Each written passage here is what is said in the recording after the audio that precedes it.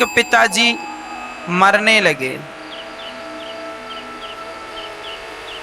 उन्होंने अपनी वसीयत में लिखा कि मेरी संपत्ति का आधा हिस्सा बड़े बेटे को मिले, संपत्ति का चौथा हिस्सा छोटे बेटे को मिले और संपत्ति का 5वां हिस्सा बेटी को मिले। वसीयतनामा लिखकर बूढ़े आदमी मर गए। अब जब लोग पंचायत बैठी कि भाई संपत्ति क्या है, तो संपत्ति में केवल 19 ऊंट थे। ना घर था, ना जमीन जायदाद थी, मात्र 19 ऊंट संपत्ति के नाम पर। अब 3 लोगों में बंटने हैं 19 ऊंट। बांटो, कैसे बटेंगे? संपत्ति का आधा हिस्सा बड़े बेटे को, तो 19 का आधा। अब पैसा होए तो आधा कर लें, ऊंट को कैसे आधा करें? ऊंट है, अब ऊंट को 19 से आधा करना है तो क्या संभव है?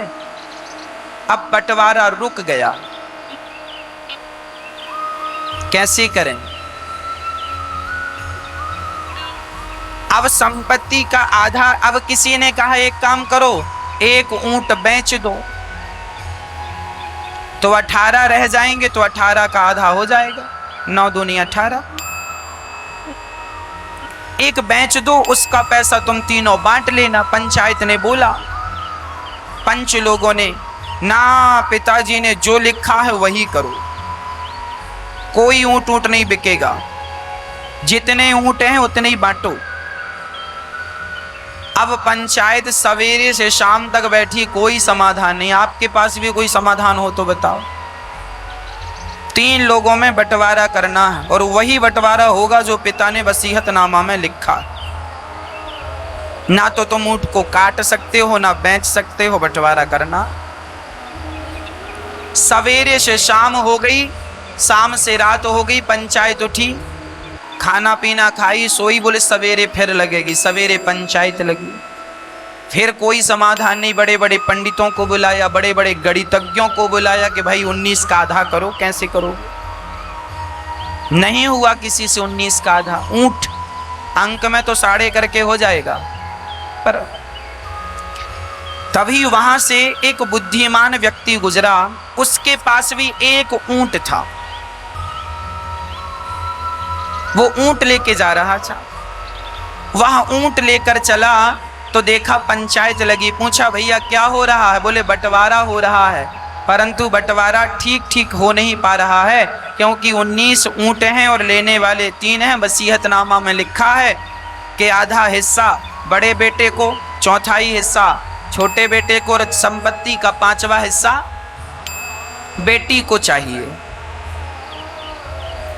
अब उस व्यक्ति ने कहा, मरने वाले का नाम क्या? उस व्यक्ति ने जिसका एक ऊंट वो लेकर जा रहा था, उसने पूछा, उनने कहा फलाने का नाम मान सिंह था। अरे ये मान सिंह तो हमारे दोस्त थे, क्या मर गए? हाँ मर गए, उनके बच्चों का बंटवारा नहीं हो रहा। उन्होंने कहा लाओ हम बंटवारा कर देते हैं। उन्होंने कहा सुनो, 19 है ना, एक काम करो, ये हमारा वाला जो ऊंट है ये भी इसी में मिला लो और मिलाकर बंटवारा करो। वो हमारे दोस्त हैं, हमने भी अपना ऊंट दिया, लो। अब 19 थे, अब हो गए 20, एक और मिला दिया, कितने हो गए? अब 20 का आधा हिस्सा देना है बड़े बेटे को। कितना दिया? बोलो 10। संपत्ति का चौथाई, 20 का चौथा कितना हुआ? 20 का चौथाई भाग कितना? 5 छोटे बेटे को। संपत्ति का 5वां हिस्सा बेटी को। 20 का 5वां हिस्सा 4, 4 पंचे 20। संपत्ति का 5वां हिस्सा किसको मिला? बेटी को। बेटी के खाते में 4 ऊंट आए, छोटे बेटे के खाते में 5 ऊंट आए और बड़े बेटे के खाते में 10 ऊंट आए। अब बताओ बचा कितना? एक बचा। उसने कहा चल मेरा वाला मुझे वापस कर। उसने अपना लिया और चला गया। बंटवारा हो गया। बात समझ में आई? वह एक जो था वह किसी के हिस्से में नहीं गया, वह बटा नहीं, वह बटा नहीं। पर यह भी सत्य है कि उसके बिना बंटवारा हुआ नहीं। वह एक जो था, एक ऊंट, उसके बिना बंटवारा नहीं हुआ और वह स्वयं बटा नहीं।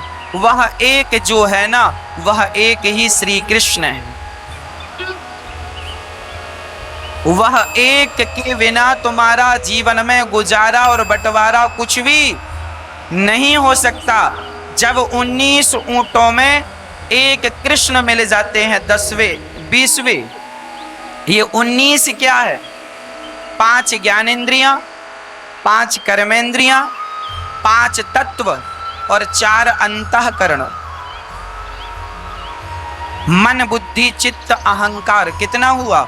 19 हुआ। 5 ज्ञानेंद्रियां, शब्द स्पर्श रूप रसगंध, 5 ज्ञानेंद्रियां, 5 कर्मेंद्रियां।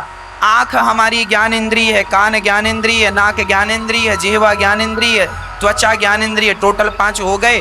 5 कर्मेंद्रियां, हाथ से लेना देना, पांव से चलना फिरना, मुंह से बोलना बतलाना, 3 हो गए। 2, एक मूत्र द्वार, एक मल द्वार, टोटल 5। 5 5 10 हो गए। 5 तत्व, पृथ्वी जल वायु अग्नि आकाश, ये 5 तत्व और 4 अंतःकरण, मन बुद्धि चित्त अहंकार, ये 19 हैं। ये 19 ऊंट हैं। यह 19 अधूरे हैं 20वें के बिना। ये 20वां कौन है? कृष्णात् परम किमपि तत्त्वमहं न जाने। वह कृष्ण रूपी तत्व ही 20वां तत्व है, अर्थात सर्वश्रेष्ठ तत्व। कृष्ण ही सबसे श्रेष्ठ तत्व है। उस एक के बिना जीवन अधूरा है। आपकी जिंदगी भी उस एक कृष्ण के, तुम सब कुछ पालो पर उस परम पिता परमात्मा को, कृष्ण को नहीं पाया तो सबको पाकर भी तुमने क्या पाया? बताओ क्या पाया? इसलिए सब कुछ प्राप्त करने के पीछे ना भागो, एक कृष्ण को प्राप्त कर लो। एक कृष्ण को प्राप्त कर लोगे तो सब प्राप्त हो जाएगा।